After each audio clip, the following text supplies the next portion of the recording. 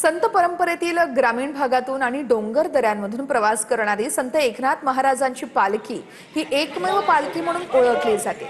427 वर्षांची खरं तर परंपरा लाभलेल्या या पालखीसाठी पालखी मार्ग व्हावा यासाठी गेल्या अनेक वर्षांपासून प्रयत्न सुरू आहेत। मात्र आजही हा मार्ग पूर्ण झालेला नाहीये। त्यामुळे पैठण ते पंढरपूर पालखी मार्ग तातडीने पूर्ण करावा अशी मागणी वारकरी आणि रघुनाथ गोसावी यांनी केली आहे।